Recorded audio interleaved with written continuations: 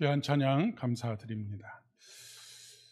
마지막 가사가 마음에 남네요. 아버지라 부르죠. 저와 여러분의 아버지가 되시고 그럼에도 불구하고 우리를 사랑해 주시는 그 하나님 아버지의 은혜가 매일매일 넘쳐나기를 진심으로 축복합니다. 한 주간 평안하셨습니까? 예. 얼마 전에 우리 아이들이 그 중간고사가 아니라 기말고사죠. 기말고사를 마쳤습니다. 아이들이 학교에서 이제 그 시험을 보는 이유는 평가를 하기 위해서 시험을 보는 것이죠. 학교에서 학생들의 성적을 평가할 때나 회사에서 인사고과를 할 때에 사용하는 평가의 방법이 크게 두 가지가 있습니다. 하나는 절대평가이고 또 다른 하나는 상대평가입니다. 우리 아이들이 지금 학교에서 받는 평가는 상대평가이지요. 절대평가라고 하는 것은 이미 정해져 있는 절대적인 평가의 기준에 따라서 그 사람을 평가하는 것입니다. 예를 들어서 90점을 맞으면 A학점, 80점 이상을 맞으면 B학점, 70점 이상을 맞으면 C학점, 60점 밑에를 맞으면 낙제, 이렇게 되는 것이죠. 그러니까 그 사람이 지금 어떤 정도의 실력을 가지고 있느냐라고 하는 것을 정확하게 평가할 수 있는 것입니다.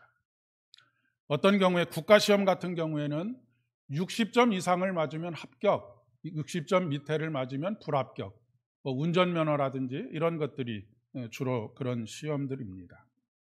상대평가라고 하는 것은 그 사람이 몇 점을 맞았느냐 하는 것도 중요하지만 더 중요한 것은 뭐냐면 만약에 반에 30명이 있으면 이 반에서 3%만 A를 맞을 수 있다. 그러면 공부를 아무리 잘해도 97점, 98점을 맞아도 100점을 맞은 아이가 있으면 그 아이의 학점은 B학점이 되는 것입니다. 그러니까 상대적으로 누가 더 잘하느냐 못하느냐라고 하는 것을 줄을 세우게 되는 그런 결과를 얻게 되는 것입니다. 여러분, 우리가 신앙생활을 할 때에는 하나님께서 우리를 평가하실 때 어떤 기준으로 평가를 하실까요? 상대적으로 평가하실까요? 절대적으로 평가를 하실까요? 절대적인 평가를 하십니다. 하나님께서 만들어 놓으신 절대적인 기준이 있습니다. 그런데 문제는 이 세상의 그 어떤 인간도 하나님께서 만들어 놓으신 절대적인 평가의 기준을 넘어서는 사람이 단 한 사람도 없습니다. 모두가 다 낙제이고 모두가 다 구제가 불가능한 사람들이라는 말씀입니다. 그래서 사도 바울은 로마서 3장 10절의 말씀에 의인은 없나니 하나도 없다라고 그렇게 말씀하고 계시는 이유이기도 합니다. 자, 그런데 모든 사람들이 다 불합격인데 그래도 합격이라고 해주겠다라고 하면 그것을 우리는 무엇이라고 이야기를 합니까? 은혜라고 이야기를 합니다. 제가 고등학교를 처음 들어갔을 때 저희 수학 선생님께서 문제를 어마어마하게 어렵게 내셔가지고 그 당시에 학생 수가 한 60명인가 70명 정도 반에 되었었는데 60점 이상을 맞은 사람이 단 한 사람도 없었습니다. 절반 이상이 0점을 맞았고요. 그리고 거의 대부분이 10점, 15점, 20점 이렇게 맞았습니다.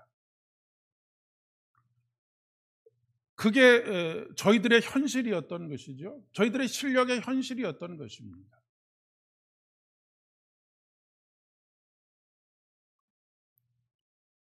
우리가 하나님 앞에서 그렇다라고 하는 것입니다. 우리의 실력이라고 하는 것이 10점, 15점, 16점, 20점 이 정도의 실력을 가지고 있다라고 이야기할 수 있겠습니다.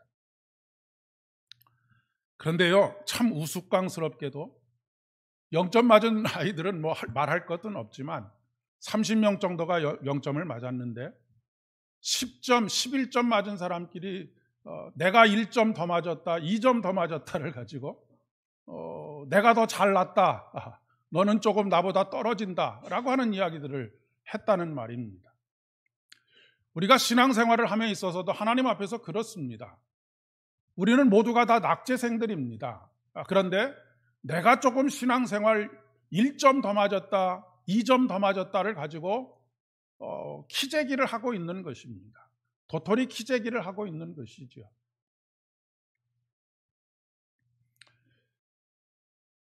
자격이 없는 사람에게 하나님의 사랑을 받을 만한 자격을 부여해 주는 것, 이것이 바로 은혜입니다. 사랑받는 자격이라고 하는, 사랑받을 만한 자격이라고 하는 것은 우리가 하나님의 자녀가 되었기 때문에 얻은 자격입니다. 하나님의 자녀가 된 것도 하나님께서 우리를 사랑하셨기 때문에 그 자격을 얻은 것입니다.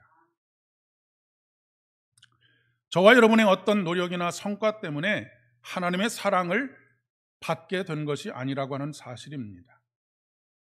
그렇기 때문에 다시 말씀드리지만 우리의 모든 것은 다 은혜입니다. 나의 나 된 것은 은혜입니다 라고 고백한 사도 바울의 고백이 바로 거기 있습니다.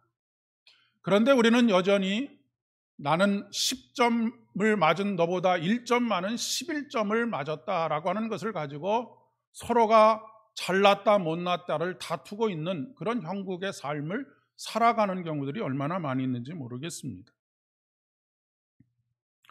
모두가 불합격인데 합격으로 해준다면 그것은 은혜 중에 은혜입니다. 은혜라고 하는 것은 값없이 주어지는 것이죠. 오늘 에베소서의 말씀을 통해서도 그 은혜가 어떻게 주어졌는지를 우리에게 말씀하고 계십니다. 근데 여기서 값이 없다라고 하는 것은 무가치하다라고 하는 의미가 아닙니다. 그 가치를 헤아릴 수가 없다라고 하는 그런 의미입니다. 그래서 찬송 시인은 이렇게 노래하지 않습니까? 주 예수보다 더 귀한 것은 없네. 이 세상 부귀와 바꿀 수 없네. 2절에서는 이 세상 명예와 바꿀 수 없네. 3절에서는 이 세상 행복과 바꿀 수 없네 라고 그렇게 노래하고 있는 것입니다. 십자가에 달려 돌아가신 예수 그리스도의 사랑을 무엇에 비교할 수 있겠습니까? 그래서 또 찬송 시인은 이렇게 노래하고 있지요. 하늘을 두루마리 삼고 바다를 먹물 삼아도 그 크신 하나님의 사랑 다 기록할 수가 없다라고 노래하고 있습니다. 그런데 이렇게 값진 은혜를 값싼 은혜로 만들어버리는 놀라운 능력을 가지고 있는 사람들이 있습니다. 그 사람은 한마디로 이야기하면 하나님께 불순종하는 사람들입니다. 세상 사람들이 교회를 보면서 왜 욕하는 줄을 아십니까? 기대가 있기 때문입니다.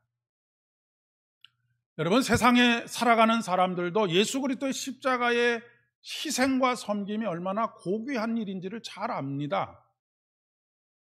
그런데 은혜를 받았다라고 주장하는 이들이 은혜 받은 사람처럼 살지 않기 때문입니다. 우리는 그것을 배은망덕하다라고 그렇게 이야기를 하지요.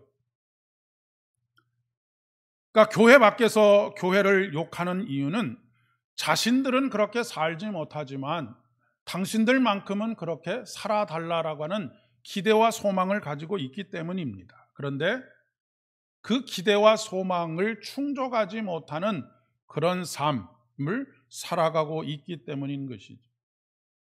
그러니까 여전히 아까 말씀드린 것처럼 10점, 11점을 맞던 사람을 하나님을 믿음으로 말미암아 하나님의 자녀가 되는 은혜를 주셨는데 여전히 10점, 11점의 삶을 살면서 더 나으니 더 못한 일을 다투고 있는 모습 때문에 그렇다라고 하는 그런 이야기입니다.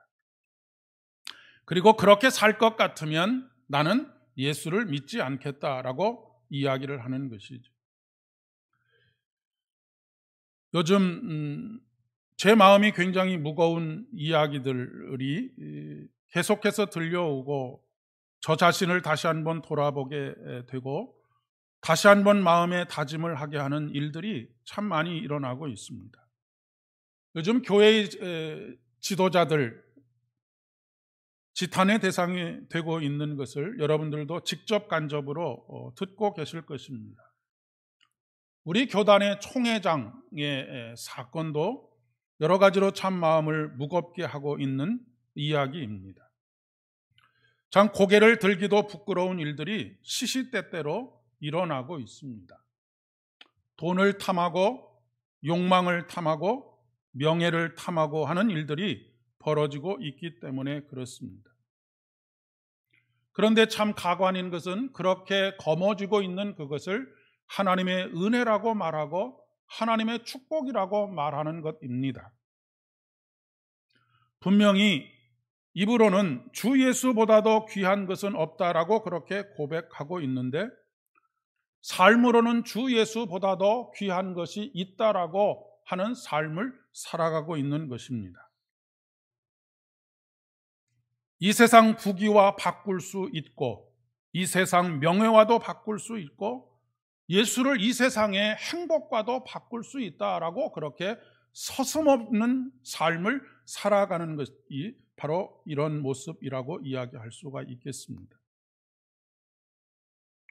값비싼 예수 그리스도의 피의 대가를 값싼 은혜로 바꾸는 놀라운 능력을 가지고 있는 것입니다. 오늘 구약의 본문인 아모스서의 아모스 선지자의 시대가 그러한 시대입니다. 아모스 선지자가 활동하던 시대는 북이스라엘의 왕인 여로보암 2세가 통치하던 시대였습니다. 이 여로보암 2세는 북이스라엘 왕 중에 가장 탁월한 능력을 가지고 있었던 사람입니다. 외교도 잘했고 국방도 잘했고 무역도 아주 잘했던 왕입니다.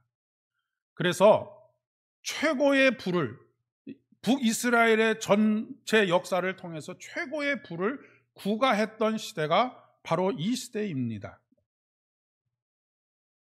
그러나 경제적인 부 그리고 국방을 튼튼히 하는 것 이런 것들은 잘했는지 모르겠지만 이 경제적인 풍요로움이 더욱 그 사회를 문화적으로 타락하게 만들었고 가장 큰 사회적인 문제는 빈부의 격차가 극심했다라고 하는 이야기입니다. 그러니까 지금 우리의 현실과 크게 다르지 않는 그런 상황 속에 있습니다. 왜 빈부의 격차가 극심할 수밖에 없느냐면 돈의 가치를 최고의 가치로 삼았기 때문에 그렇습니다. 사람은 모두가 다 자기가 최고의 가치를 삼고 살아가는 것을 위해서 최선을 다하게 되어져 있지 않겠습니까? 예수를 최고의 가치로 삼고 사는 사람은 어떻게든지 하나님의 나라를 이 땅에 이루어가는 일에 최선을 다하지만 그렇지 않은 사람들은 돈을 최고로 아니면 명예를 최고로 삼거나 아니면 욕망을 인생의 최고의 가치로 삼는 사람들은 그것을 위해서 모든 것을 쏟아붓게 되어져 있기 때문에 그렇습니다. 그러니까 돈을 최고의 가치로 삼은 왕이었기 때문에 경제적으로도 풍요로워졌고 국방도 잘 감당할 수 있었지만 그곳에서는 그 어느 곳에서도 하나님의 현존과 임재를 발견할 수 없었다라고 하는 그런 이야기입니다. 그리고 비유적으로 이야기해 보자면 99마리를 가지고 있는 사람이 어떤 욕망을 가지고 있느냐면 한 마리만 있으면 100마리를 채울 수 있는데 라고 하는 생각을 가지고 한 마리를 가지고 있는 사람에게서 그 한 마리의 양을 빼앗아서 자기의 것으로 100마리를 채우는 일들이 비일비재하게 일어나고 있었다라고 하는 것이지. 오늘날 우리 사회의 모습과도 너무나 흡사하게 닮아져 있습니다. 경제적인 풍요는 세속화를 더욱더 가속화시키고 있고 향락 문화를 만들어내고 산업이 고도화되면 고도화될수록 빈부의 격차가 아주 심각해지고 있습니다. 정부의 통계에 의하면 우리나라에 월급을 받고 살아가는 봉급 생활자가 한 1420만 명 정도가 됩니다. 그런데 그 중에 1000만 명 정도가 3분의 2가 넘지요. 1000만 명 정도의 한 달 수입이 3천만 원 이하입니다. 상위 1% 혹은 상위 10%가 모든 이 대한민국의 부의 한 45%를 차지하고 있는 그런 형국입니다. 3천만 원 이하의 수입이라고 하는 것은 지금 최저임금이 한 200만 원이 조금 넘습니다. 한 210만 원 정도 되는데, 그렇게 되면 한 달 1년에 총 수입이 한 2,500만 원 정도 되지 않겠습니까? 그러니까 전 인구의 봉급 생활자들의 3분의 2 이상이 최저 생계비를 조금 넘는 수입을 가지고 살아가고 있다라고 하는 그런 이야기입니다.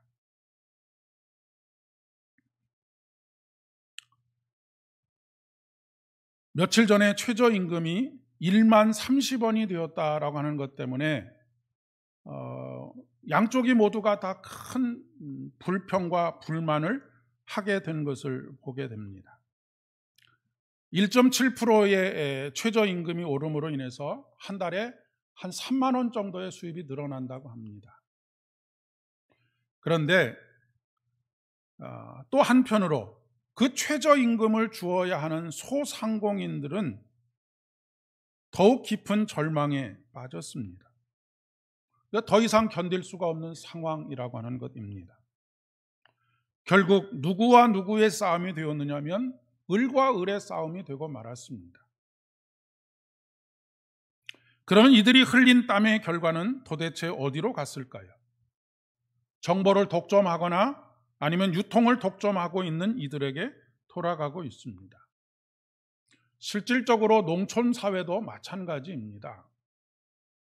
뼈 빠지게 농사를 짓고 아무리 노력해 보아도 사실 유통해서 가져가는 마진이 거의 대부분이지 농민들이 손에 쥘 수 있는 돈은 얼마 되지 않는 것이 우리의 현실이기도 합니다.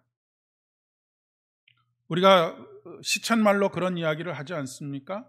손 안 대고 코를 푸는 상황이 벌어지고 있는 것입니다. 여러분, 성경에서 하나님께서 가장 미워하는 죄가 무엇인 줄 아십니까?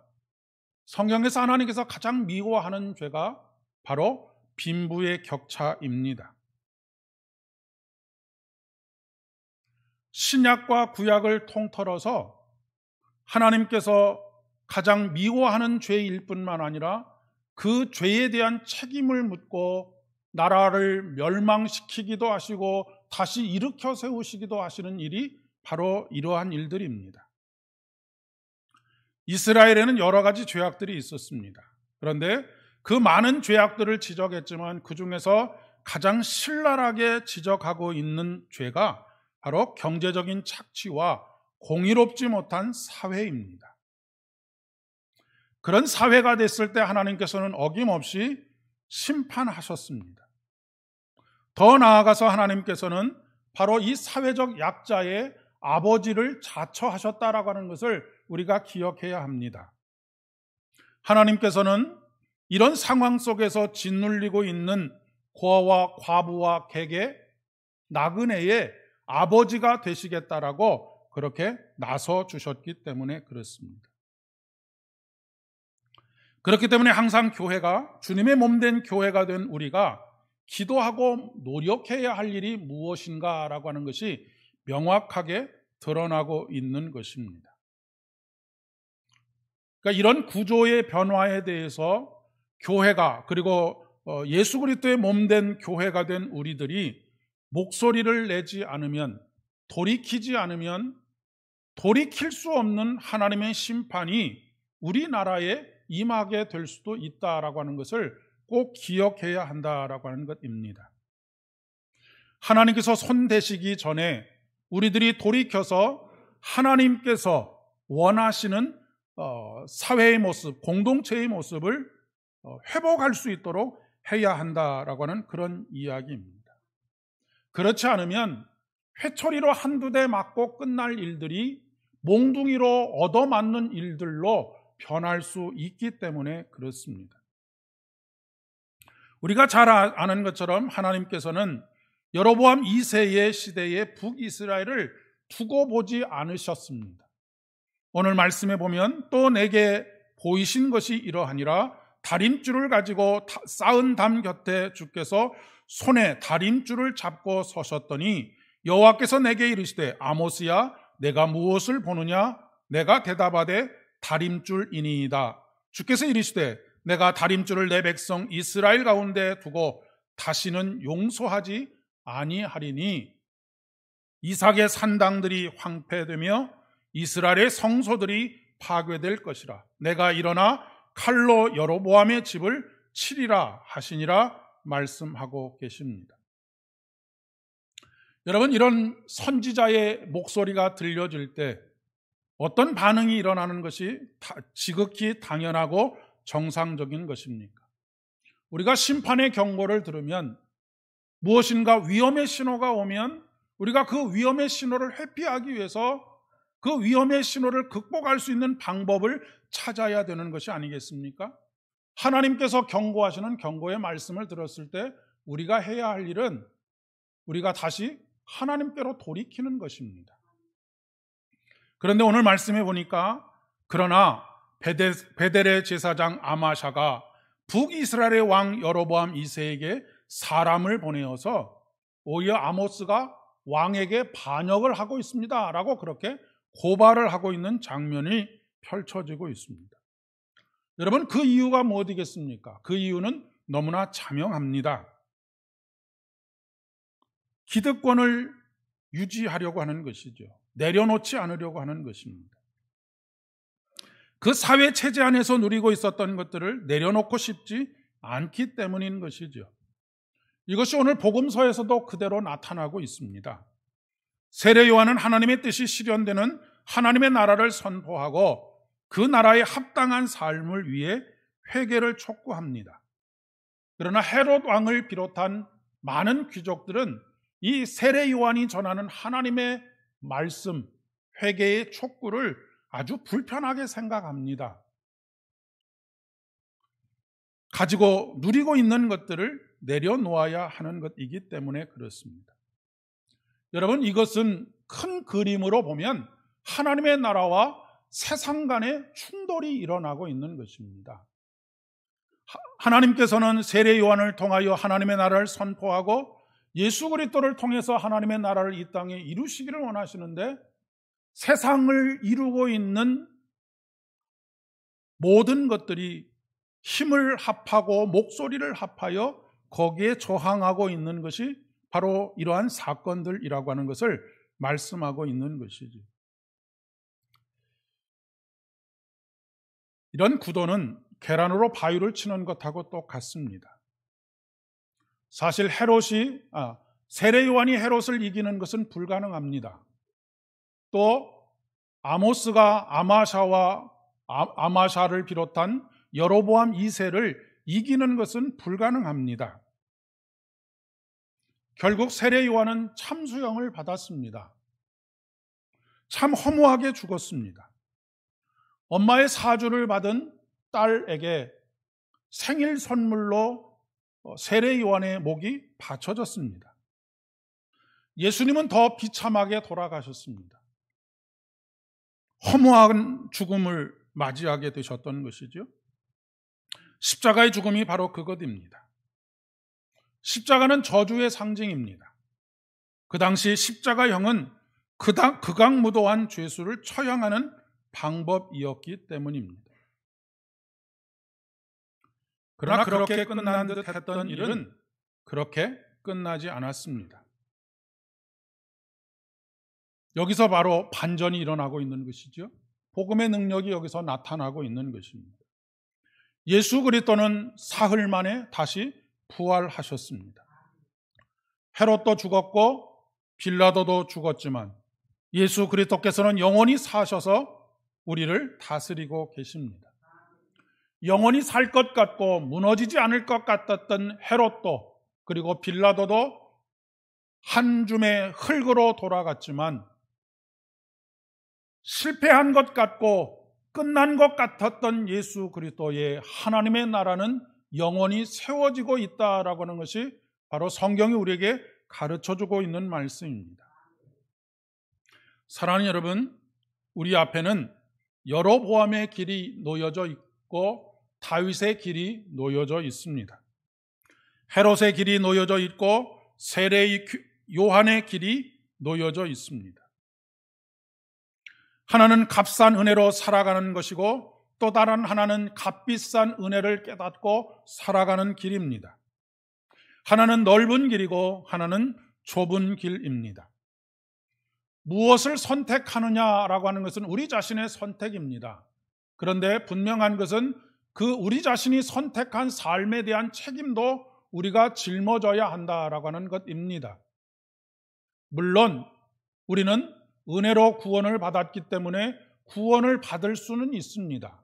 그러나 우리가 하나님께서 책망하시고 심판하시는 결과, 그 결과를 온몸으로 받아야 한다라고 하는 것을 말씀하고 있는 것입니다. 그런데 여기서 한 가지 분명한 것은 심판하시고 징계하시지만 우리를 버리지 않으신다라고 하는 사실입니다. 우리를 심판하시고 징계하시는 이유는 우리가 하나님의 자녀이기 때문에 그렇습니다. 하나님의 자녀가 아니라면 무관심하게 놔두실 것입니다.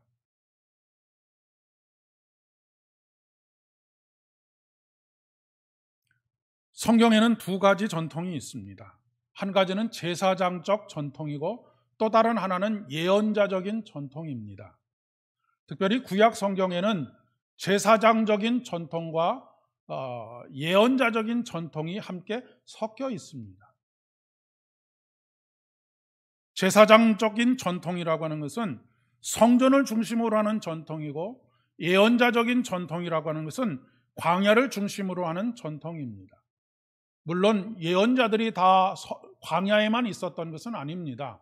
나단 선지자와 같이 왕궁 안에도 선지자들이 있기는 했습니다마는 보통 선지자의 전통이라고 한다면 광야를 의미하는 것이지요. 이 두 가지 전통이 균형이 맞을 때 그 사회가, 그 공동체가 건강한 공동체가 됩니다. 그런데 지금 한국 교회 안에는 예언자적인 전통은 거의 보이지도 않고 들리지도 않습니다. 오직 제사장적인 전통만이 지배를 하고 있는 것이죠. 예배가 잘 드려지고 있고 봉사와 섬김의 모습들도 교회를 중심으로 해서 잘 이루어지고 있습니다. 여로보암 2세 시대에도 그러한 일들은 잘 이루어지고 있었고 예수님께서 이 땅에 오시고 세례 요한이 이 땅에 오셨을 때도 성전을 중심으로 해서 그러한 일들은 아무런 문제 없이 잘 이루어지고 있었습니다.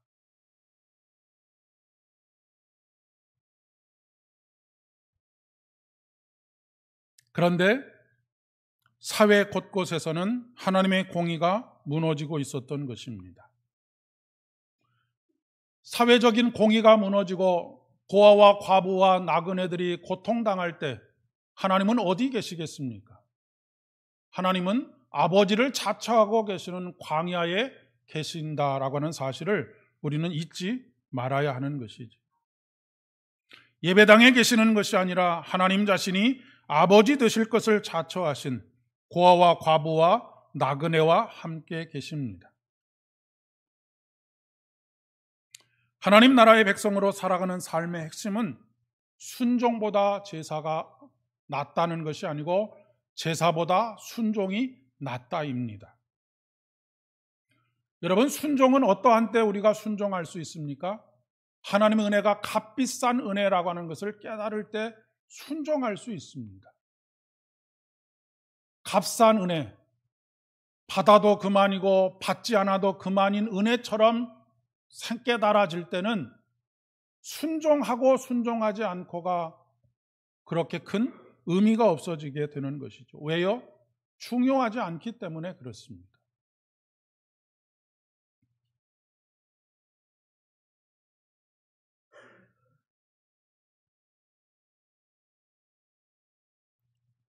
우리는 하나님께서 우리에게 베풀어 주신 값비싼 은혜에 걸맞는 삶을 살아가야 합니다.